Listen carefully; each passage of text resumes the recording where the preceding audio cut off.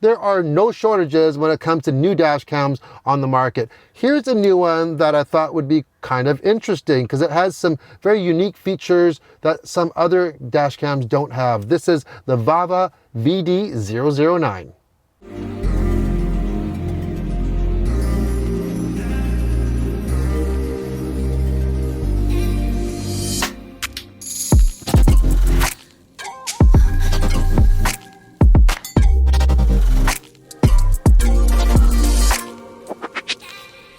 First off, let's look in the box. Of course, you get the camera. This is a dual camera system, but both cameras are on the one stick, let's say. So you have a front camera for out the windshield and your rear camera pointing back in the cabin.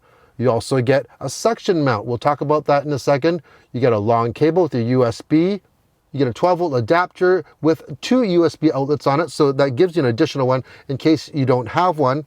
You get some cable clips, and this is one small thing, but I love how some of these companies include a trim tool. So when you're actually tucking your wires into the trim, you use this little tool to pry your moldings off a little bit just to get that wire in. So that's a very nice touch. Thank you, VAVA.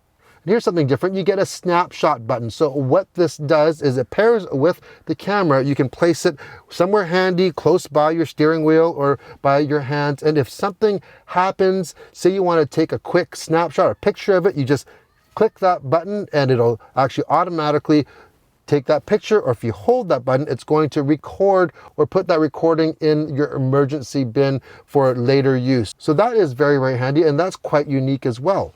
Let's show you some of the shots here.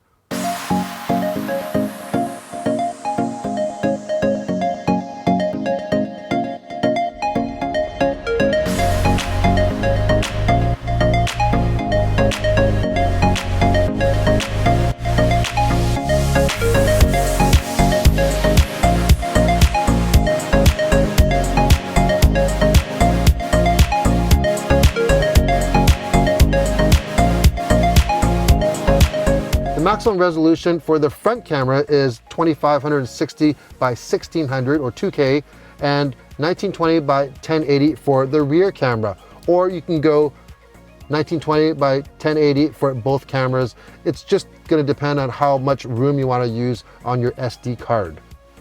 The cameras have an f2.0 aperture. It would be nice if it was a little bit faster for lower light, let's say 1.8 like some competitors do, but you be the judge. I think that the quality of the picture is quite good. Now, here's one thing though. Let's show up some nighttime shots. This is equipped with 4 infrared LEDs, as you can see on the front, and you can set them to come on automatically. But I found that the threshold to get them to come on is too high. It basically has to be pitch black before you'll get the infrared to come on and give you that black and white image that can be a little bit more crisp. Now the IR lamp is on auto. Hit it. I'm right here. You can't see me. No change. Oh, finally, it did come on now. However, the positive of that is that it won't come on when it's, let's say, dusk time, and you still get a nice color image. But if it's really dark and it doesn't come on, you will get some grain. I wanted to make sure that this is how it worked, so I contacted the manufacturer, and I also had 2 of these units, and I tested both of them, and they both provided the same outcome. So you really need to be in a very, very dark area in order for those IR lamps to come on. So if you have a bright interior with a lot of lights in it, it might not come on at all. So this is the in-camera audio. No microphone, just the in-camera. This is what it sounds like, and this is what it looks like as well. Dash cams are so useful these days, especially these dual ones. If you're a taxi cab driver or Uber or Lyft driver, you gotta have one. The VD009 does have a Wi-Fi app, and what's nice about it, it's actually very easy to connect to, not like some others, and you can actually control the dash cam with your smartphone, which you should not be doing if you're driving, by the way. You might as well just use that snapshot button, but let's say a passenger can be doing it. You can review some of the footage on your phone. It's not top quality. If you want the highest quality, you're gonna have to take the SD card out and put it into your computer, which I have zero problem doing that. This is also equipped and it comes standard with the GPS module in the cable.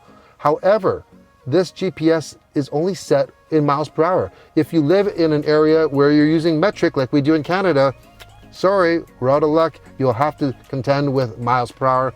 Not sure if that's a deal breaker to you. It's not to me. I don't really use that GPS and I can easily convert that. Here's a very unique feature that the VD009 has that a lot of its competitors don't, and that is that it has a built-in 320 milliamp hour battery. What does that mean? It means that if you use parking mode, which means you leave the vehicle, you lock it up, and if someone hits your vehicle, it can start recording and try to catch whoever hits you. Most dash cams have that feature. However, most of them, you need power for that and you need to hardwire the system. It's not a difficult thing, but if you don't want to hardwire your camera into your system, or maybe you're moving from vehicle to vehicle, this is a very good option.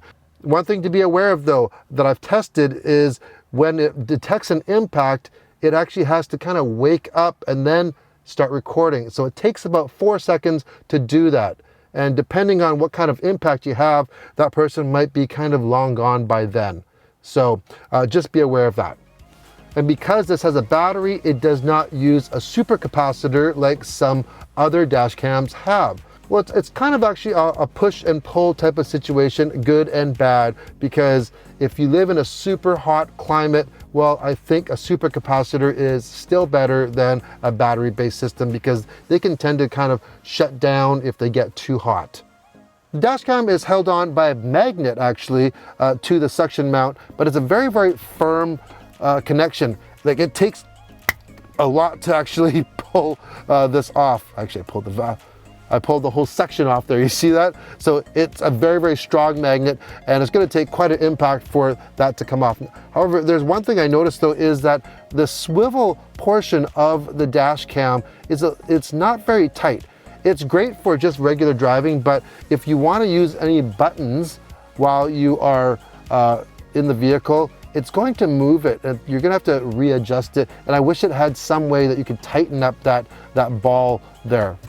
So that's it for the VD009. Have a look for yourself. What do you think about it? I think it's pretty good, and I do like some of the special features that it has that some other dash cams don't have. I'll leave a link in the comments below if you're interested in one of them. And like always, like and subscribe. And if you have any questions, leave it in the comments section. I'll do my best to answer them. Take care.